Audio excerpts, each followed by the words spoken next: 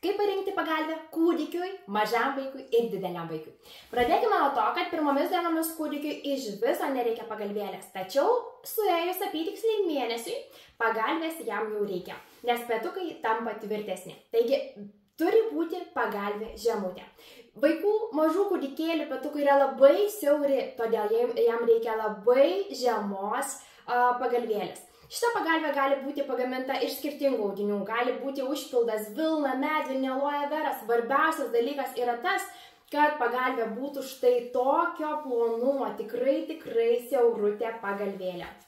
Kai vaikui sueina apytiksliai 3 metukai, keičiame pagalvę į didesnę. Kodėl keičiame? Todėl, kad vaiko petukai platėja. Kai vaiko petukai platėja ir naudojam štai tokią ploną pagalvę, tie petukai sulinksta.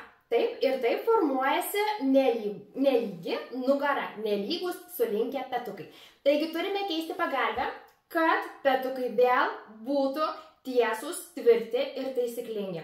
Ši pagalvė taip pat gali turėti skirtingų užpildų, gali būti vilna, vėl medvilnė, aloe vera, bet svarbiausias dalykas, kad ji būtų maždaug tokio aukščio.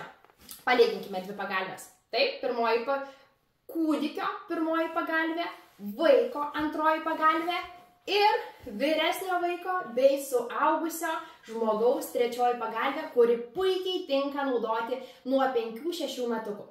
Tai yra pūkinė pagalvė, kuo jinai ypatinga ir kodėl ją būtent reikia pasirinkti, ne kokią nors standesnę, netvirtesnę. Todėl, kad ji yra minkšta. Pasižiūrėkit, kaip gali susispausti tą pagalvę. Tai yra labai patogu vaikui. Net viduje užpildas gali svyruoti. Jis gali būti pastumiamas į vieną pusę ar į kitą pusę. Pagal tai, kaip vaiko greitai pečiai auga. Jis jau gali pats pasireguliuoti. 5-6 metų vaikas tikrai atskiria, kas yra patogu ir kas yra nepatogu.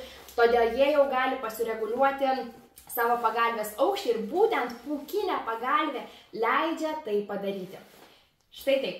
Yra 3 pagalvių variantai vaikui. Pradėkim nuo kūdikių pagalvėlės, tęskim su vaikui pagalvėlė ir keliaukim tada jau prie pūkinės pagalvės, kuri tinkama yra tiek vaikui nuo 5-6 metų, tiek ir suaugusiam žmogui rekomenduojama.